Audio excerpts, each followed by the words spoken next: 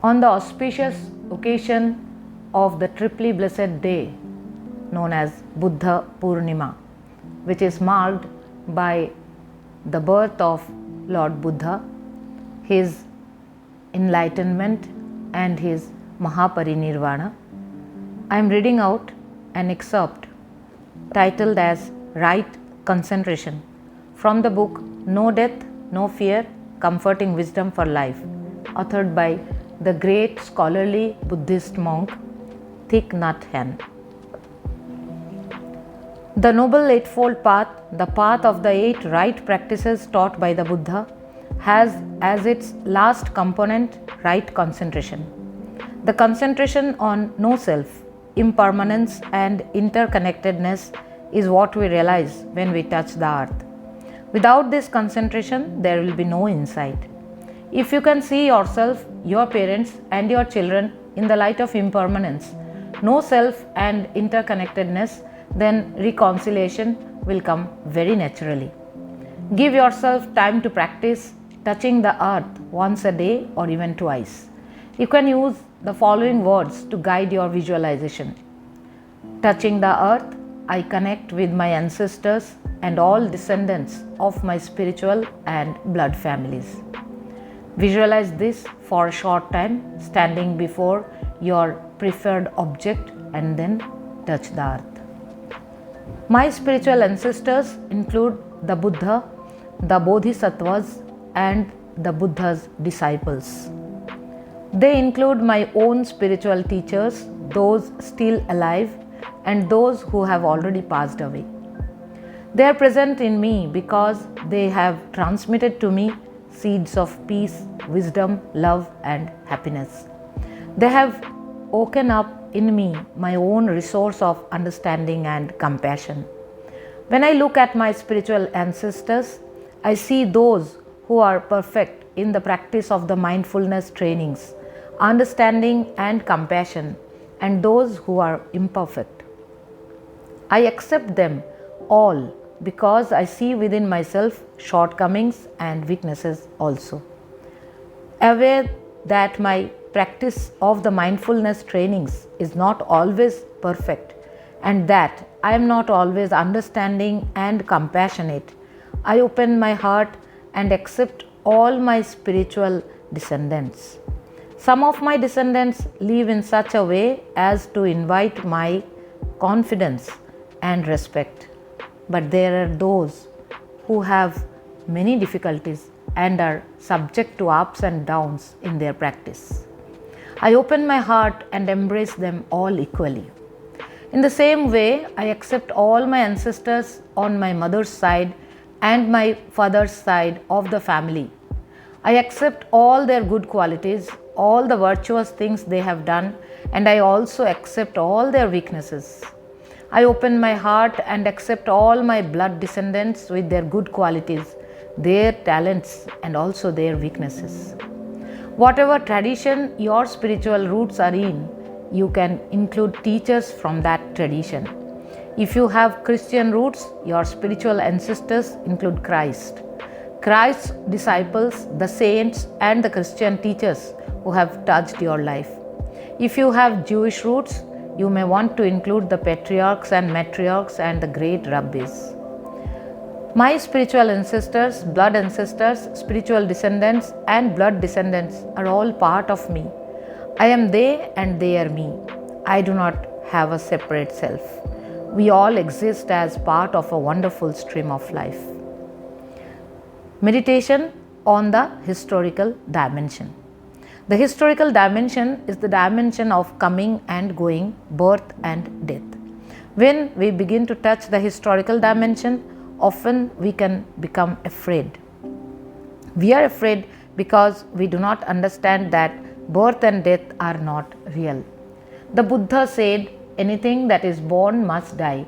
If there is a birth, then there must be death also. If the right is there, the left must be there also. If there is a beginning, then there must be an end. That is the way things appear to be in the historical dimension. The monks, the nuns, and the lay people in the time of the Buddha practiced recognizing birth and death as realities. In order to face our fear, it helps to stabilize the mind a little bit through meditation and contemplation. At first, it is easier to practice when we are guided. Breathing is the vehicle that carries concentration. It directs your mind to the object of your meditation. We begin through the awareness of breathing so that later, when we need to contemplate, we will be able to direct the mind. We try to direct the mind toward recognizing reality. This is a chant that is recited daily in Buddhist monasteries.